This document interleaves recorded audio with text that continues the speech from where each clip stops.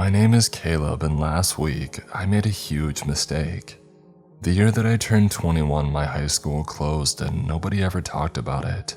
I assumed it was closed because it was old. It had been up since 1802, and although it received some renovations over the years, it never got updated the way that we all thought it should have. I graduated at 18 and spent 3 years at home. My time spent at home was normally spent taking care of my parents. Both of them had health issues. When I wasn't home with them, I was spending my time working at Jack's auto shop down the street. My mom and dad died that 3rd year and I left. I couldn't stand to live in the house, and although I didn't have the heart to sell the house, so I just decided to leave and not look back. My plan always was to come back once I had had a clear head. I was away from home for 4 years. A couple of months ago, I decided that I should return to my childhood home. Rent was rising in my area, and I was starting to grow tired of the hustle of living in the big city. What pushed me to leave was the headaches that I had been having. For a while, they were under control, but as time went on, they only got far worse. Seeing the "Welcome to Greenridge" sign, it felt like a wave of relief was washing over me. Something about being in a familiar place made me feel relaxed.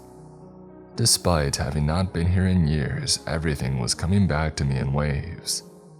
I knew where the nearest grocery store was, all of the important stores, and even the theater. I was shocked that the theater was still up and operational. As I drove down the street, I decided to go check out my old stomping grounds. I drove past the middle school and could tell that it had been freshly renovated. The once brick building was replaced by a white building with large windows. I wasn't surprised to see that the football field was renovated as well. The biggest surprise was seeing the new hockey rink on the grounds. Hockey was always popular here, and I was happy that the kids would have access to the sport in a comfortable environment. My next stop was the high school. Since it was Monday, I figured they would already be done with classes because I was arriving around 4 p.m. When I finally reached the building, I was shocked to see the windows shuttered and the grass overgrown. It looked like no one had been here in years. I heard rumors a while back about the school closing for renovations the same year that I had turned 21, but there was no other building here. I thought they might have put it somewhere else, but I wondered why they would keep the building up if nobody was using it. As I moved my car forward to turn around, I noticed a man standing in the grass tending to the weeds. It took me a minute, but I finally got my car over enough to speak with him. "Excuse me," I called the man. "Yeah?" He called back without looking up. His clothes were tattered and worn down, covered in dirt and grime. I could recognize that he was wearing the custodian's uniform from the high school. It even had the gecko on the back. "What happened here? I used to go here years ago. Did they build a new building or what?" I asked him as I leaned out of the driver's side window. "Come back tomorrow and I'll tell you the story," the man said oddly before walking away. I laughed a little, and I told him that I would be back and decided to take a shortcut back home. There were no other cars behind me and none near my house. Cutting through the high school was the fastest way to reach my street. As I drove down the street, I looked at each one of my neighbors' houses. Everything looked old and each one had a for sale sign in the yard. Something must have happened. I remembered the street being lively and active. I pulled my car into my house, took the keys, and opened the door. Everything was just as I had left it. Waves of sadness washed over my body. I remembered walking into the living room to find my dad watching TV and reading the paper. My mom would be baking something and would even meet in the living room to show me what she bought while I was out. Running my hand through my hair, I walked right over to the couch and sat down. I sneezed because of the dust and let my current situation set in. After thinking about my life for a while, I got up to start cleaning the house up. It wasn't as hard as I thought it was going to be, so I focused on the living room to start. The rest would have to come later. I ordered a pizza for dinner and I set up my laptop to watch some TV. The last thing on my mind was school, especially since I was finally able to get comfortable in my parents' house. As I sunk into the couch and looked out the window, it dawned on me how quiet the street was. No cars came down the road. The only sound was coming from my laptop. I sighed and I turned off my show. Before going to bed, I decided to do some research on the high school. I couldn't find anything though. There was nothing about it anywhere online. I thought that I was losing my mind. I looked for why the school had closed. I searched for the name of my street, and for both of those things, I couldn't get any answers. I had started to get annoyed, so I closed the laptop and I went to bed on the couch. When I woke up on Tuesday, I had a splitting headache. It felt like the weight of the world was resting on my face. The pressure was too much to ignore. I got up and I hobbled to the bathroom to see if there was any medicine left over, though it would probably be expired by now. As I got to the bathroom, the pressure began to lift from my head. It's hard for me to explain it, but it felt like I had to leave the house, almost like I was compelled to go. I took a quick shower, brushed my teeth, got dressed, and left the house right after. I figured I would stop for a breakfast or something. I just had to get out of the house. When I got outside, I triple-checked everything and made sure the door was locked before getting in my car. My hands were trembling. I took a sharp left to go to the closest store. I wanted to grab a coffee and something to eat. As soon as I had turned down the street, the pain in the back of my head came. This time, though, it felt much worse. I had to slam on the brakes, and luckily nobody was behind me. I turned my head back and backed the car up just enough to turn around and start heading back to my house. The closer to the house that I got, the more the pain increased.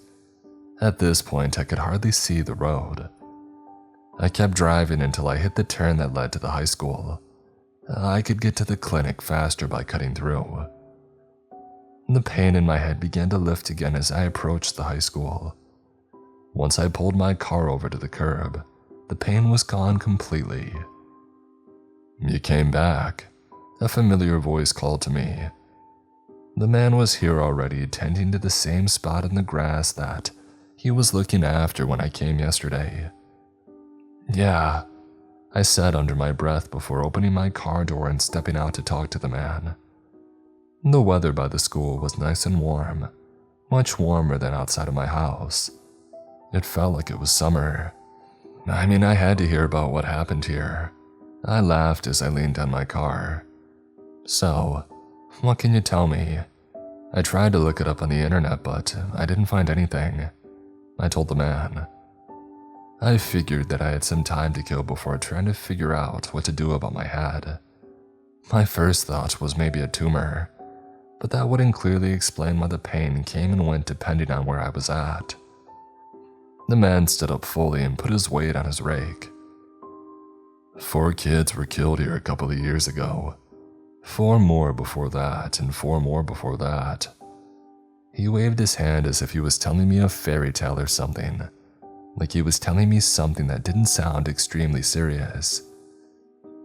Each time there was a murder, they got more and more gruesome, he said solemnly.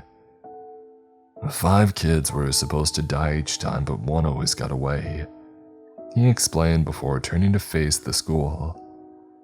The murders left our whole city divided. Blame was thrown all over. Some thought the killer was a teacher. Others thought that it was a parent, he said before turning back to face me. "I'm surprised you don't remember this," he told me. I didn't. I had never heard anything about the murders. "So, who actually did it?" I asked as I shoved my hands into my pockets. "No one knows," the man said as he moved to continue tending to the grass in the same spot. He moved over and over again, but the grass never changed. Wait, 12 teenagers were murdered and they never caught the person who did it. I was baffled. 13, the man corrected me. The last time there was a murder, it was supposed to be twins. 2 girls, he said as he adjusted his hat. One of the girls survived though, youngest of the bunch, he shrugged. Survivors would be turning 16 this year. He pointed out to me before starting to walk away. I had so many questions, and the most pressing one was, who exactly was this guy and why had he been tending to the same spot of grass for 2 days now? That was a lot of murder and nobody had told me. No one called. I never heard about anything like that in the news, and for the life of me, I couldn't find anything about the school or the town on the internet. I got back in my car and went to leave. My curiosity was now satiated. As I got to the end of the parking lot, that pain came back, and it came back with a vengeance. Felt like somebody was drilling a screwdriver into my forehead. I slammed into the brakes and backed up. I went back to the property of the school and put my teeth together. Something wanted me to be here. As I moved my hand to clean the blood trickling out of my nose and down my lips, I considered my options. I thought that I was going insane. I considered driving to the clinic, but if my vision went out again, I would accidentally kill someone. For a moment, I considered calling 911, but in the back of my mind, I knew that was a bad idea. Something wanted me to be here. My hands tightened around my steering wheel and I closed my eyes. I mean, a nap wouldn't hurt after all. Who was going to bother me? I woke up to a knocking at my window. It was the groundskeeper. I had to rub my eyes and make sure that it was him. Why was he at my car window? I rolled the window down. Hey, he tossed a flashlight onto my lap. You're going to need that, he told me as he walked away. I don't think I've ever been more confused in my life. These last few days have been something else. I grabbed the flashlight and jumped out of my car like I was moving on autopilot. Something wanted me to go to the school. Deep down, I think I wanted to go in too. I felt like I was both in and out of my body, like I was extremely tired but also extremely awake. It was a weird feeling to feel like I was being torn in half. I walked up to the front doors and opened them. I was honestly surprised that they weren't locked up. The main hallway was exactly how I had remembered it. Our mascot, the Green Ridge gecko, was stamped right in the middle of the floor. The downstairs area was dedicated to electives in the lunchroom. The auditorium was to my left behind the big brown doors. The gym was further in and the lunchroom was to the right. Despite the building looking worn down on the outside, the inside of the building was in great condition. Hello? Hello? I called. Hearing my voice echoing was strange. This place used to be so full of noise, I wasn't expecting an answer. My blood ran cold when a scream came from the auditorium. It cut through the silence like a warm knife through butter. I turned as quickly as I could and ran for the doors. I stopped at the seats furthest in the back. I couldn't believe what I was seeing. A hooded figure wearing a sleek red mask was holding a girl by her neck. Her toes couldn't touch the ground. Both figures were blue, almost completely see-through. The figure plunged a knife into the girl's abdomen 3 times. Each time the knife was ripped out, the victim gagged, and eventually the killer slammed her body down and continued at it, the final blow landing right between her eyes. What the? I spit out before turning to the door to run away. I was going to go get the cops. Maybe they could catch this guy. I assumed it was the same killer that the groundskeeper was talking about. As I left the auditorium, a blue figure came walking past me. It was the same girl who was just on the stage. I could recognize her white jacket. I reached my hand out to grab her arm and was shocked to find that I could. She looked completely see-through, almost like a ghost. You can't go in there, I told her seriously. You're going to die, I warned. I watched her face twist in confusion. As I turned to look back into the auditorium, I could see the masked figure waiting for her on the stage. We made eye contact. I tightened my grip on the girl's arm and pulled her out of the doorway. A blue spark appeared at the edge of the door, and the rim of the doorway lit up with a baby blue color. "What is that?" the girl asked me. She looked beyond confused, and I was right there with her. I tugged at her again. "Follow me." I watched her body materialize. I watched as the color came back to her skin. I could see the color return to her eyes. I watched her face come back to life. I almost threw up. I couldn't believe what I was seeing. "You're alive," I mumbled. I could see the tears gathering in her eyes.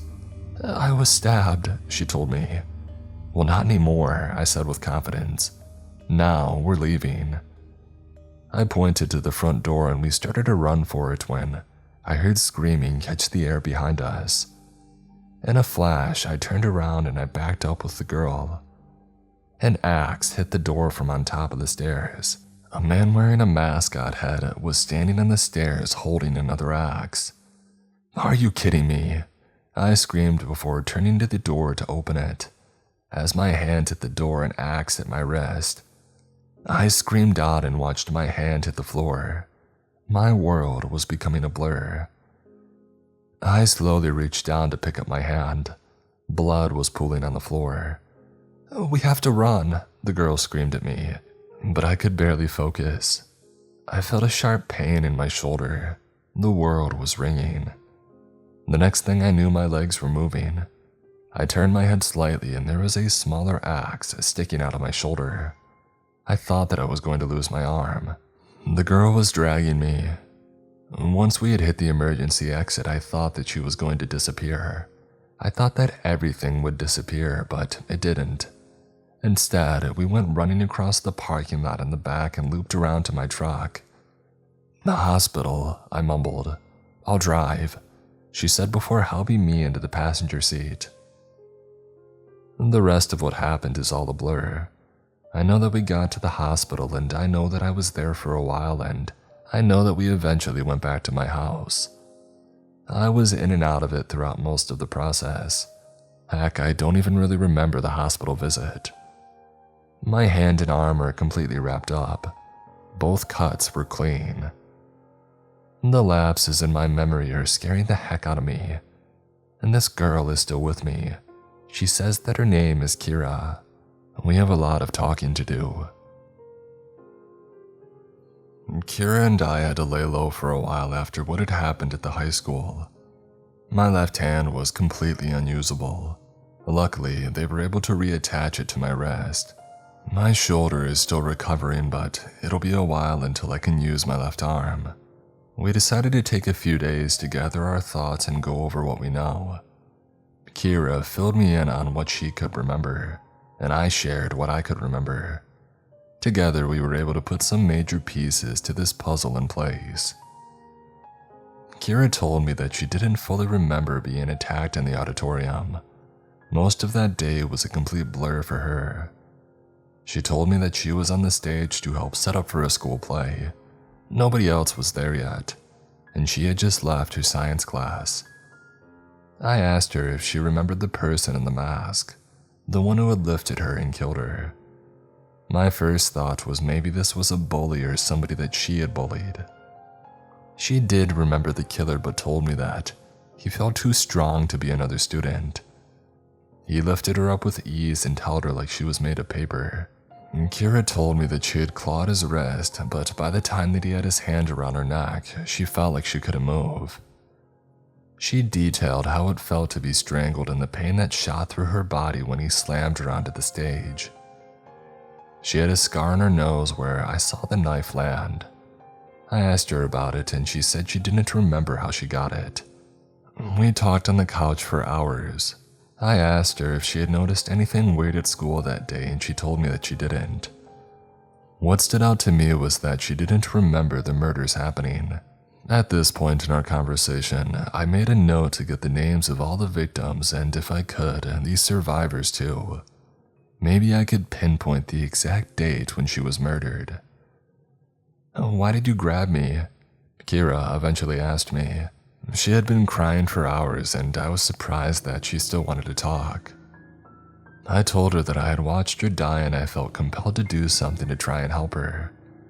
I confessed that I wasn't sure I would be able to grab her arm, but once I realized I could, I knew that I had to do everything possible to keep her from going back to the stage.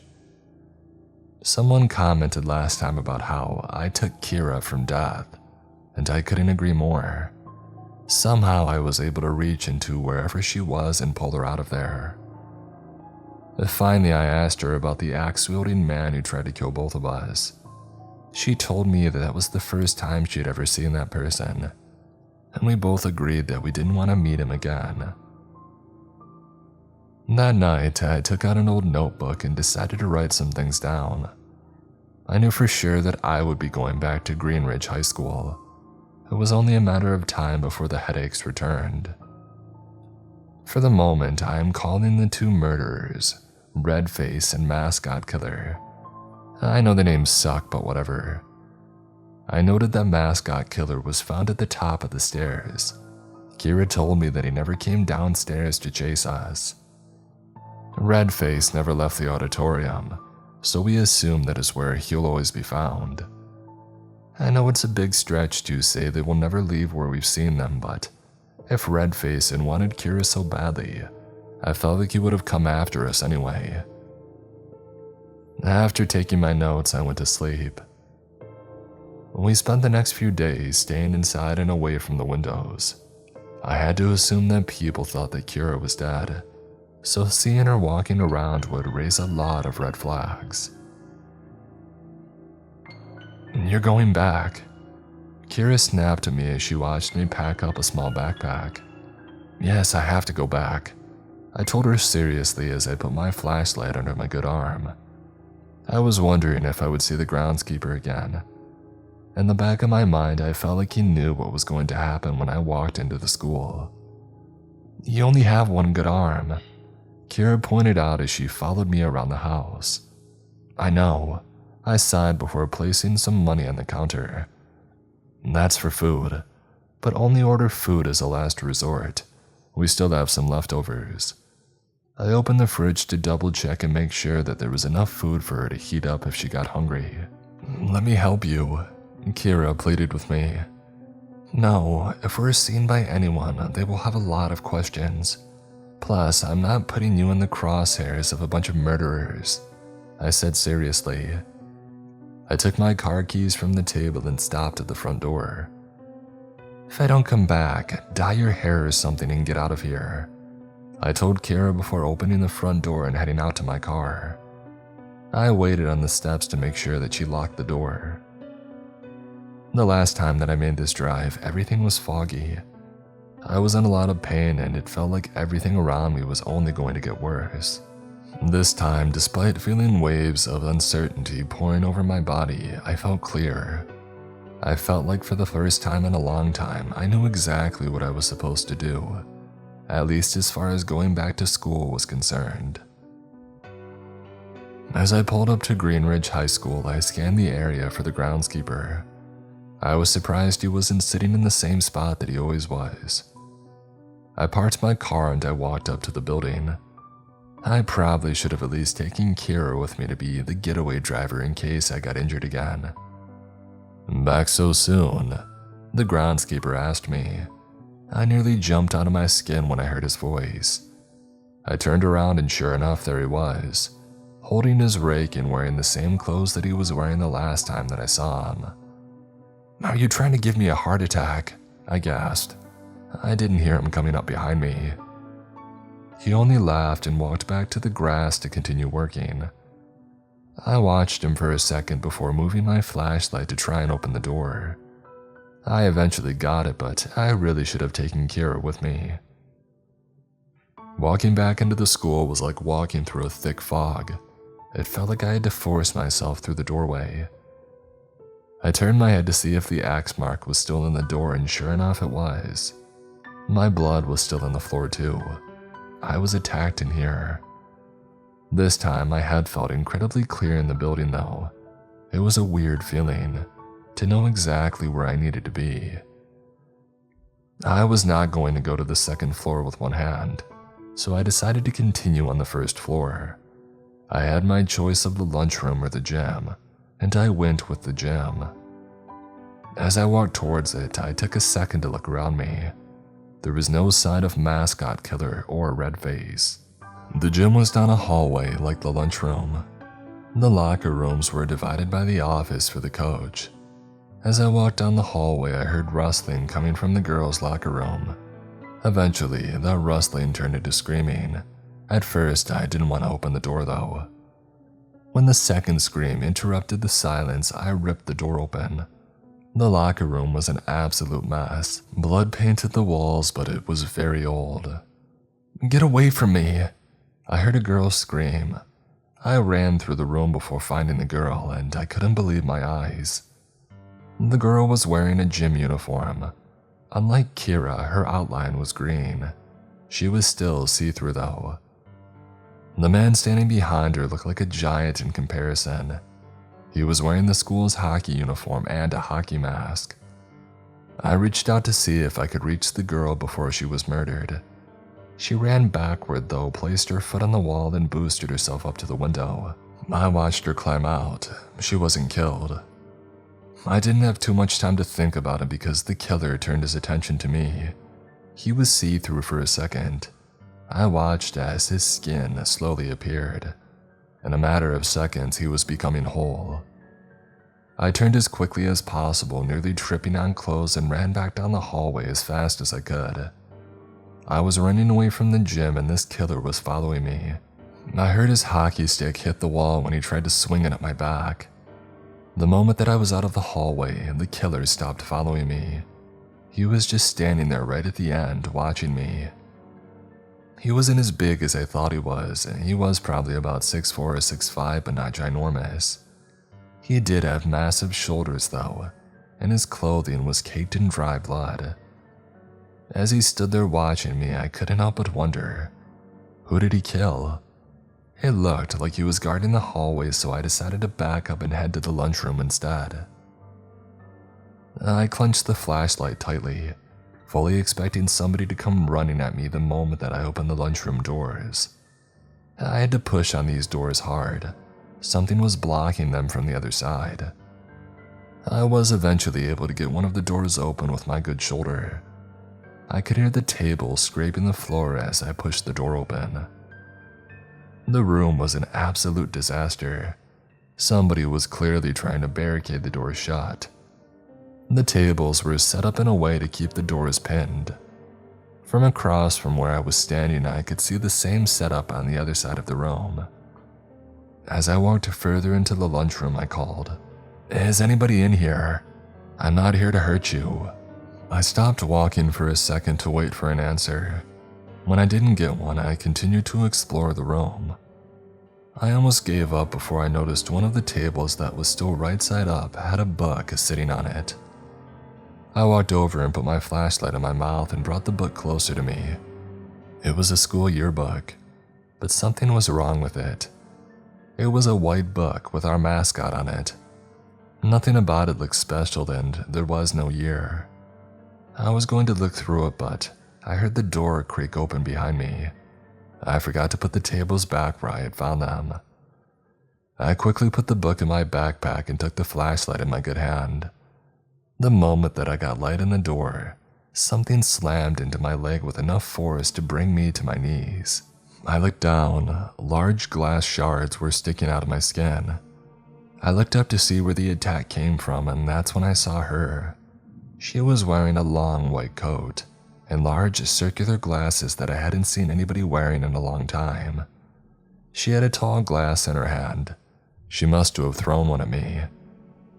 I quickly forced myself up and went for an exit before remembering that all of the doors except the one that I came in from, I had to run around her to get out. As I ran towards the woman, I tried to sidestep her. She slammed the glass into my back and I stumbled forward. I thought that she would be weaponless now, but as I turned around to see if she was chasing me, I watched a new glass cup start to take shape in her hand. I took 2 steps back and I ran for the door. I managed to use my foot to push it open fully before being hit in the back again. Luckily, she was only throwing glass at me. It was something that I knew I could walk off. I ran for the front door expecting Mascot Killer to be waiting at the top of the steps, but he wasn't there. I could hear the woman leaving the lunchroom. As I tucked the flashlight under my bad arm, I ripped the front door open and practically threw myself outside. "See you soon," the groundskeeper called to me as I ran to my truck. I jumped inside and pulled some glass out of my knee before driving home. After I got back from my last trip to the school, I went to bed. I decided to fill Kira in when she woke up in the morning. I set my flashlight on the coffee table and pulled the yearbook out of my backpack. I figured we could go over the book together in the morning. "That's insane," Kira snapped at me as she paced around the living room.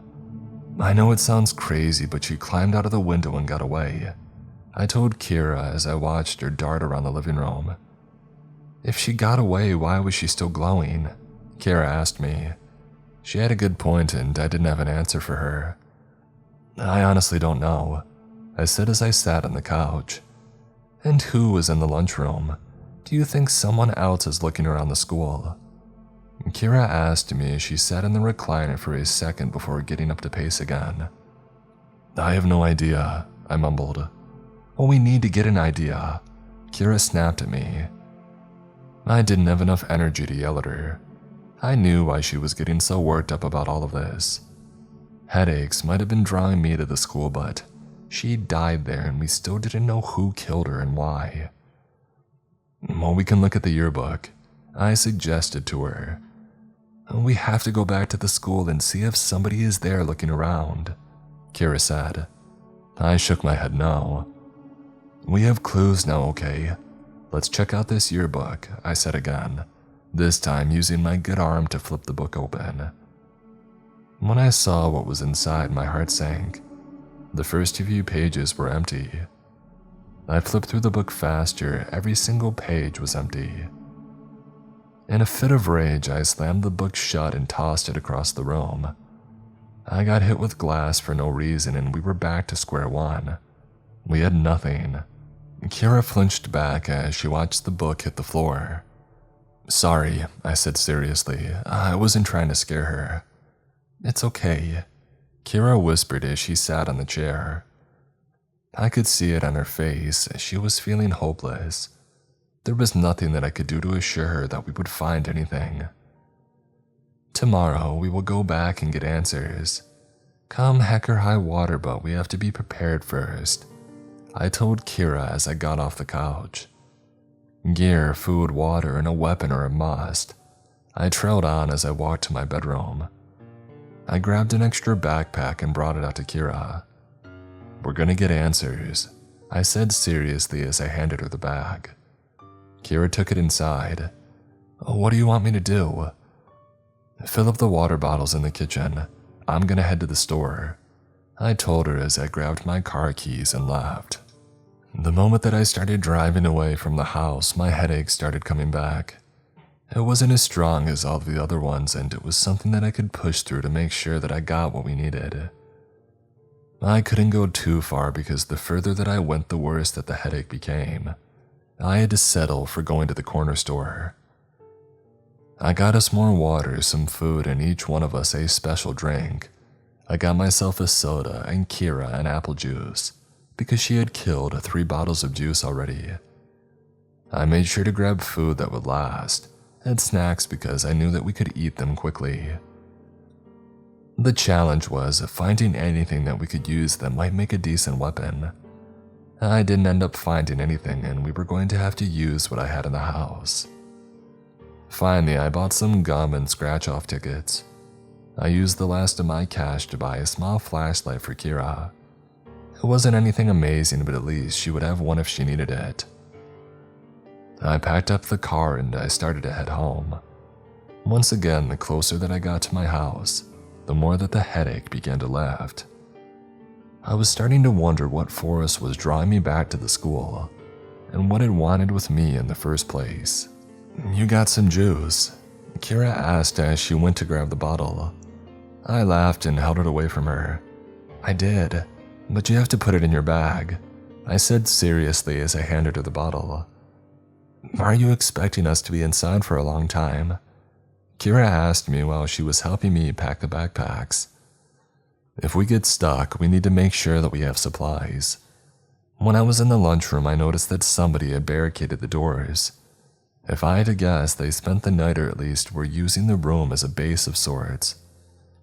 I explained to Kira as we took our bags to my car and climbed inside.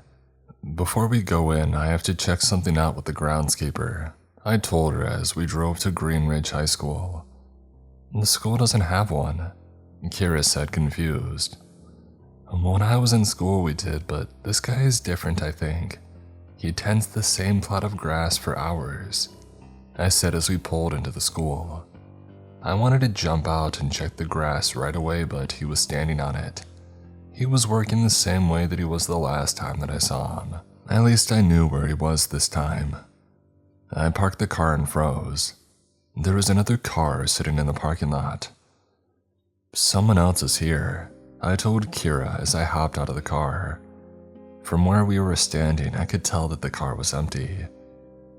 "Maybe we should check the car," Kira suggested as she grabbed her bags. "No." I shook my head and took my bag with my good arm. Kira handed me my flashlight and we walked toward the building. Checking the car could be a good idea, but I didn't want to give someone a reason to call the cops on us. "We have to go to the main office first," I told Kira.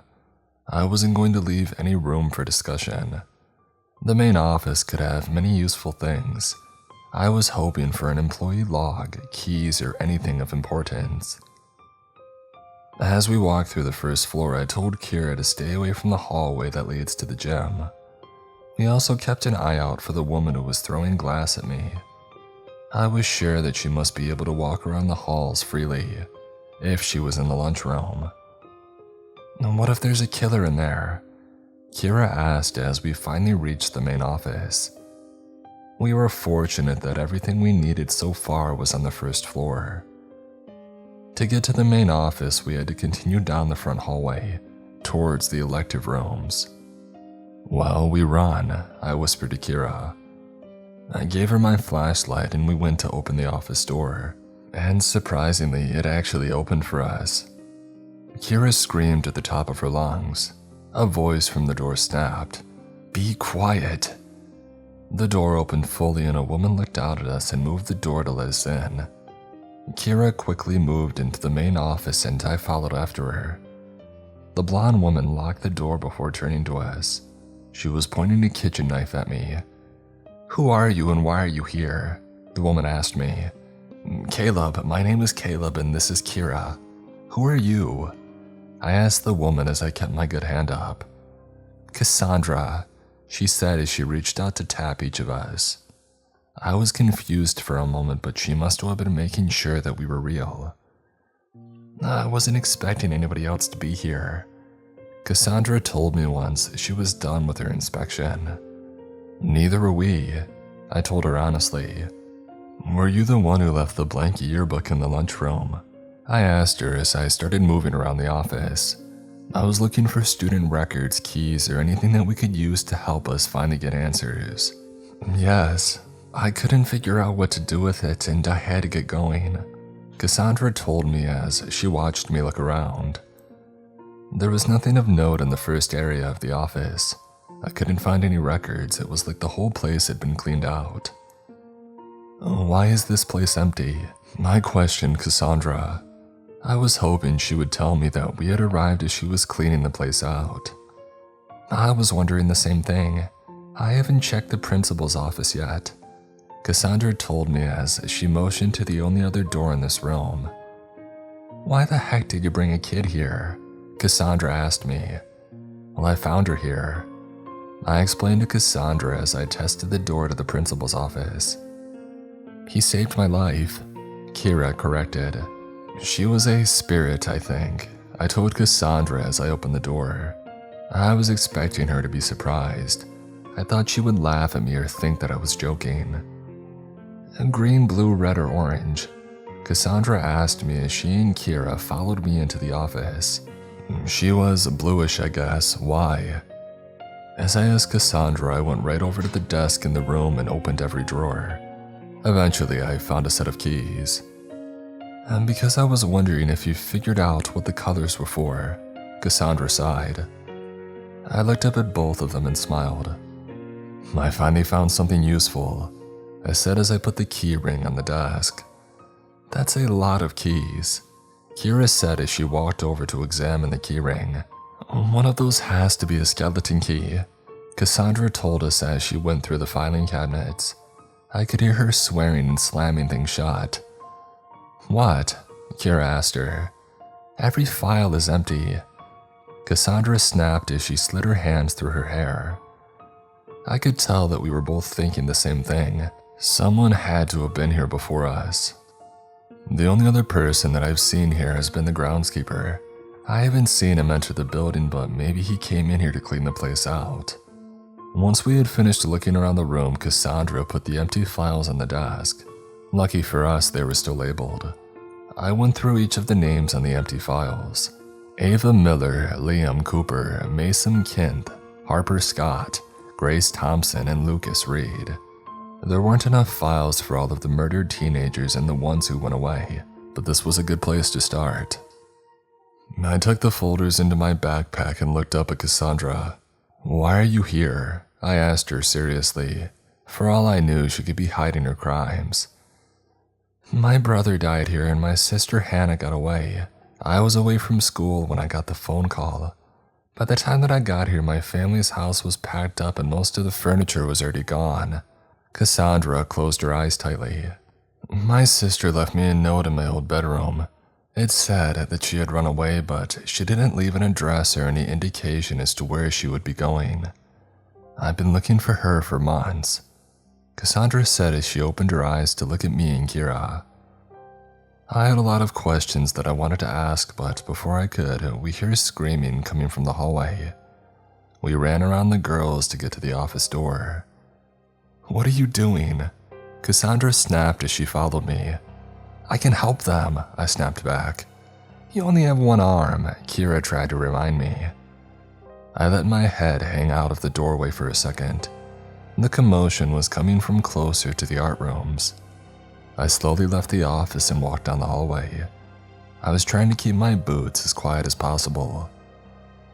I turned the corner to the art rooms and I watched as a see-through man slammed a boy into the locker's face first. The boy was glowing orange. After a few more slams, the man lifted the boy and slammed him into the floor. I watched as the tile crashed under the weight. I heard a loud snapping sound. I'm assuming the boy passed when his neck hit the floor.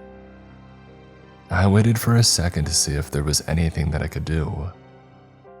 The killer walked over to the trash can at the end of the hallway. It was also glowing.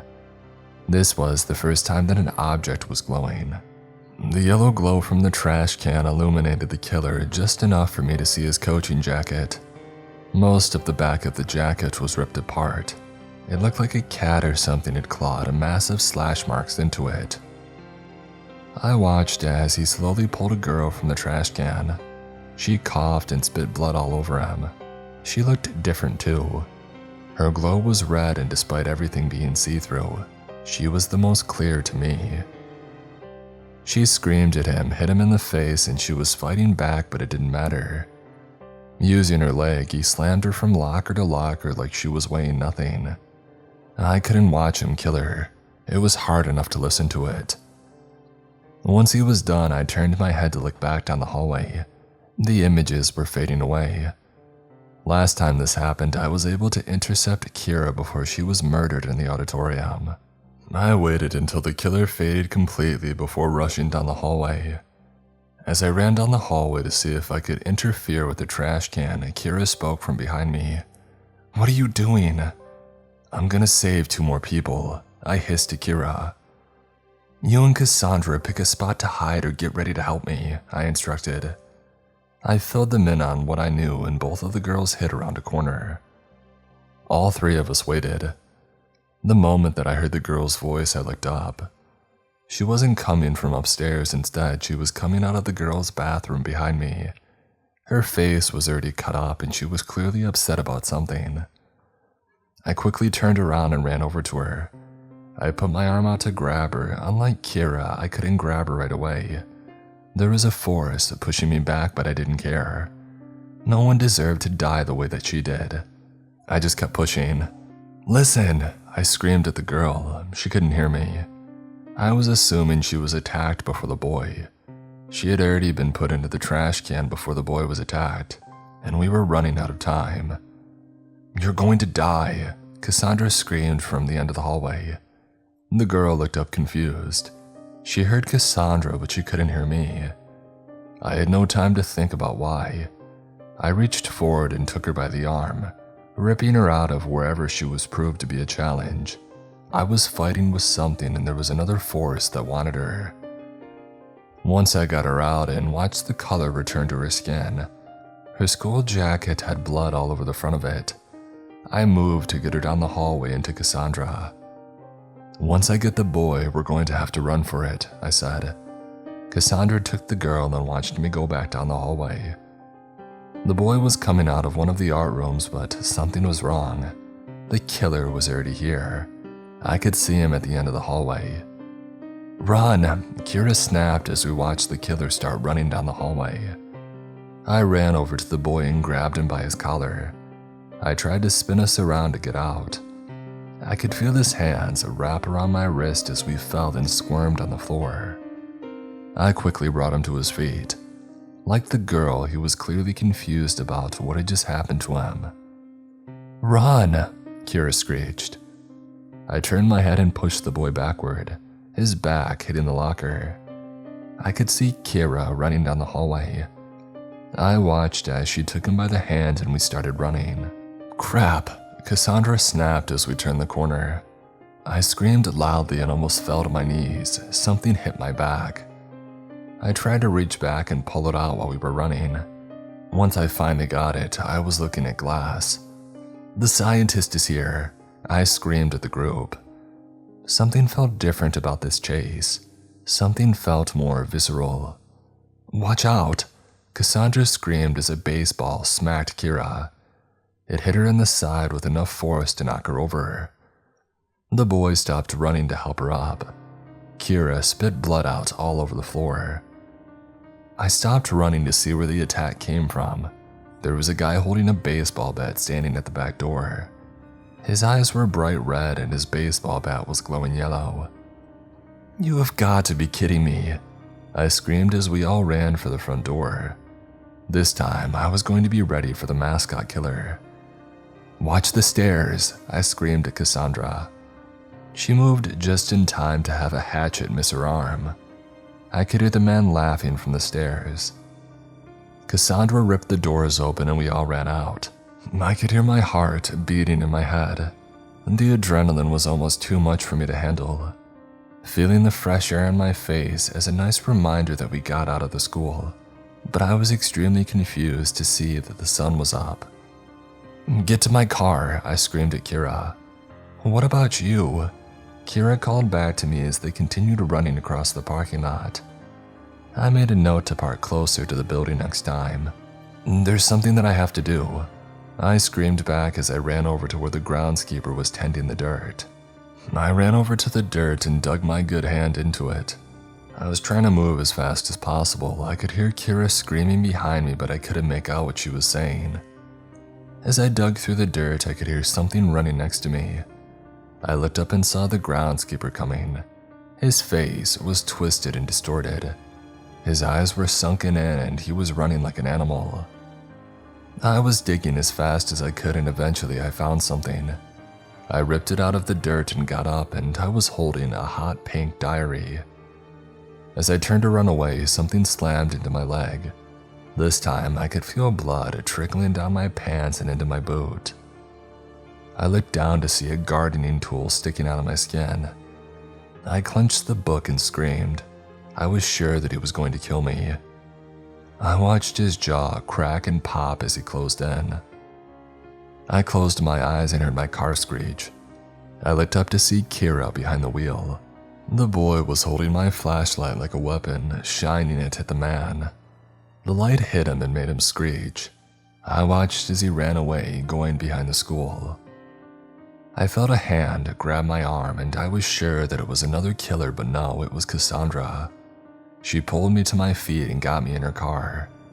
"Kira, drive home," I screamed. Cassandra and I watched as Kira started to leave the school grounds. We followed as closely as possible. As Cassandra drove, I looked at the small book in my hand. We finally had answers. We went through the diary page by page, and what we found was extremely disturbing. I can't take you through every page here, so I'm going to give you some of the highlights. The diary belonged to Taylor Brown, and she was a student at the high school at some point. All of the dates on top of each page were scribbled out by her pen though, and for a good reason. Taylor wrote about all the weird and unexplained things that she was seeing in the high school. On multiple occasions, teachers would quit or disappear only to be back in the school a couple of days later. Notably, her science teacher quit 4 times, and each time she came back. Taylor wrote about how the woman was clearly unstable, going as far as to toss rulers at her students, but nobody found this odd. Another page talked about how she followed the custodian one afternoon because he had been watching a student all day. The student's name was scribbled out. She followed him to the basement where she said the walls were pulsing and moving. She said it looked like the basement was breathing. She did not stay down there to look around. We also learned something troubling. Apparently, Taylor knew Kira. There are pages upon pages talking about their friendship. They were in drama class together. Taylor said that she didn't get a major role like Kira. Notably, Taylor was in school the day that Kira was murdered. She wrote about how the police came to remove her body, but the rest of the school day went on like nothing had happened. Kira didn't have a funeral. We filled Kira in on everything we read, but she didn't remember Taylor. She couldn't remember what play she was in either. Cassandra and I decided not to push her too hard, and instead focused on what we did know. Before we left for our last trip, we organized all the information that we already knew. We saved Kira Jones. We learned her last name from Taylor's diary. Kira did remember her last name once we had said it to her. We also had saved Hunter James and Coraline Clark. Kira was glowing blue, Coraline was glowing red, and Hunter was glowing orange. All of the killers were the same color except for the man with the baseball bat. I went through the list of killers with Cassandra. The red mask killer is the man who murdered Kira in the auditorium. We haven't seen him since the first day we went back, and we are still under the assumption that he is stuck in the auditorium. We are not sure it's even a man though. The killer mascot is always upstairs in an area that we haven't explored and will not be exploring anytime soon. He wears the school mascot head and tosses hatchets. The hockey mask killer was in the gym hallway, an area that I would have liked to explore more. In the girls' locker room, I saw a girl escape out of the window and she was glowing green. We suspect that the girl who was glowing green made it out alive, but we have nothing else to go on regarding her. The woman who throws glass beakers is probably the same woman who Taylor was writing about. And finally, the killer who had murdered Coraline and Hunter. He was wearing a coach jacket. Cassandra and I believe that all of the killers were teachers or faculty. We could only confirm this if we had anyone's names. Cassandra and I took the list of names in our backpacks and we left the trio of teenagers at my house and took her car. I figured I would leave mine for Kira in case they needed a way to leave the house. We stressed the importance of all of them staying inside. So what is our goal exactly if this is the last time that we're going in? Cassandra asked me as we got in her car. We have to investigate the basement, I responded as I buckled up. The drive to the school felt somber. The only reason that I wanted to check the basement was because I was sure that we would finally find some answers. A room that breathes has to mean something in the grand scheme of things. As we pulled up to the school, I opened the door and I looked out for the groundskeeper. He wasn't outside, but it looked like he had put the dirt in the hole that I made. We should park right out front, I suggested to Cassandra. I think the door to the basement is in the first staircase, Cassandra said as she pulled up and we got out of the car.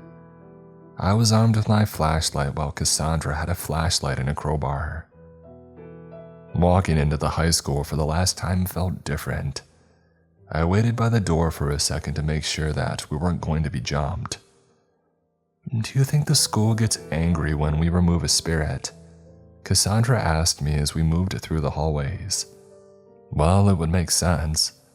We were fine last time until we decided to help Coraline and Hunter. I agreed with Cassandra as we slowly checked each of the doorways. Neither of us could remember this part of the building. I wonder if Kira was murdered because Taylor was getting curious. I mumbled as we opened the door to a classroom.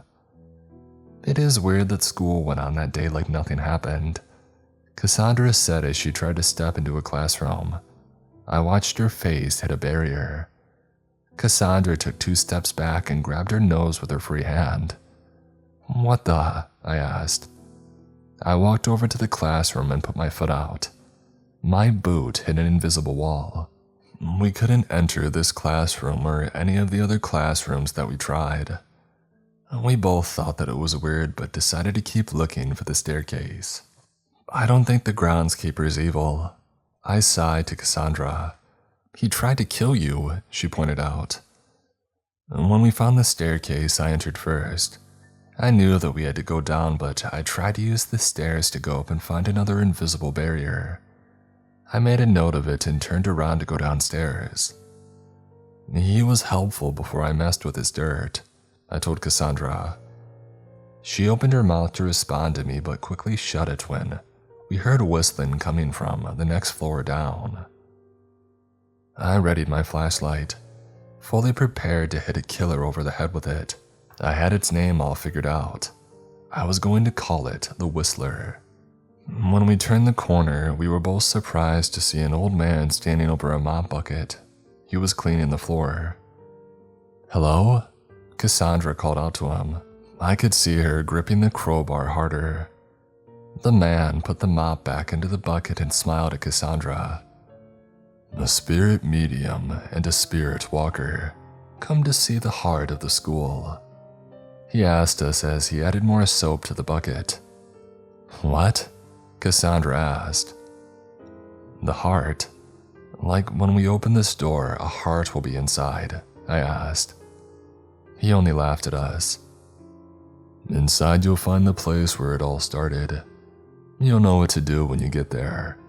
But be warned, everything about your lives will change when you go inside, he said as he reached into his pocket. He reached out and handed me 2 batteries. Your flashlight will need those, he warned me as he went up the stairs. We stood there in silence for a moment. My flashlight battery eventually went out.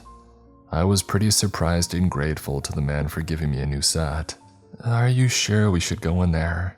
Cassandra asked me as we looked at the door. Our lives have already changed a lot. How could it possibly get weirder? I said as I watched Cassandra reach for the doorknob. I hope you didn't jinx us, Cassandra grumbled as she slowly opened the door. As we walked into the basement, we were hit with the smell of old air and gasoline. I crinkled my nose and continued pushing forward. We used our flashlights to scan as much of the room as possible. Eventually, Cassandra's flashlight settled on the west wall and we slowly walked over. From where we were standing, we could make out a lot of pictures. As we got closer, we both had to take a second and process what we were seeing. There were pictures of each of the students on the wall, each one connected to a thin red wire. Each student's picture was connected to a different killer. Rarely did students seem to share a killer. Kira, Hunter, and Coraline were all there. Each one is connected to the killer that had murdered them. I watched Cassandra reach up and take a picture of a blonde girl off the wall. "Your sister?" I asked her. "Hannah," Cassandra said through gritted teeth. "There is a picture next to Hannah's. That kid didn't make it." Cassandra pulled his picture down too. I assumed that she knew him. Everything was here, even Taylor had a picture. She wrote for the school newspaper. The teenagers who were murdered had red wire and the ones who got away had green wire. Taylor didn't have any wire attached to her picture. Instead, her picture was plastered in the middle of the board next to a man that we didn't recognize. Some guy named Noah. There was too much here for us to get a good look at it. Plus, all of the papers and notebooks under the board. Somebody spent a lot of time putting this together. The longer that I looked at everything, the more that I realized I didn't know this place at all. This was not the school I remembered. "Pack up everything," I told Cassandra as I put my light down to start filling my backpack with as much as I could carry. "This is unbelievable," Cassandra said as she shoved as much as possible into her bag. We had to take the board apart to make everything fit. Once we finished, I took my light and pointed it further down the hallway. Something was coming. I could hear boots hitting the floor. Before I could shout at Cassandra to brace herself, something hit my body. It wasn't a bad feeling by any means. A wave of cold had washed over me. My heart was beating frantically, yet I felt still. My head felt heavy for a moment before it all came rushing back to me. "My name is Caleb, and I never went to this school. I went to a private school, and the memories that I had of this place were mostly fabricated. I could see my life flashing before my eyes. I saw my mom sending me to the school bus. I saw my father taking me to my football games. I had no real memories of Greenridge High School. Something drew me here. Something wanted me here." "Caleb," Cassandra snapped me as she pulled me to my feet. "Holy crap," I said as I grabbed Cassandra by her forearm. "Did you see that?" I asked her. "Yes," Cassandra gasped as another wave of air washed over us. The air wasn't strong enough to knock us down this time, so we both decided to continue pushing forward. I was going to get answers. As we went deeper into the basement, the waves of air got stronger until eventually we found what was causing it. In the middle of the floor, a young man was sitting hunched over a book. He was glowing red, a bright red, almost like Coraline was. I could see the blood running down his face. The drops of red were hitting the glowing yellow book. "Hello?" Cassandra called to the boy. "You need to leave," the boy warned. He looked up at us and clenched the book harder. "She's coming," he screamed. I didn't have a chance to ask who was coming before I heard a loud scream. I moved my flashlight up as quickly as possible, but something threw me back. My feet left the floor and my back hit the wall. I coughed loudly and I fell to my knees. When I looked up, I watched as Cassandra was tossed to the side twice. Her body hit the wall once and was quickly lifted again, and she was slammed again, and this time whatever was attacking let her body hit the floor. Nothing was there, nothing was grabbing Cassandra. We were being attacked by air. I quickly scrambled to my feet to try and get to her, and that's when I saw the woman. She was wearing a long black dress. Her hair was in a tight bun and her glasses were completely cracked. She screamed at me again and put both of her hands out. I couldn't move. My blood felt like it was on fire and my eyes felt like they were going to burst. "You have to block her magic," the boy screamed. I could see him doing motions with his arms, but I couldn't move. "Let him go," Cassandra screamed as she smacked the woman with a crowbar. Black blood flew all over the floor. I felt the woman's hold on me release and I could breathe again. Cassandra swung down to hit the woman again, and I watched as she was flung into the air. Cassandra hit a pipe and landed face first on the ground. I could barely process what was going on.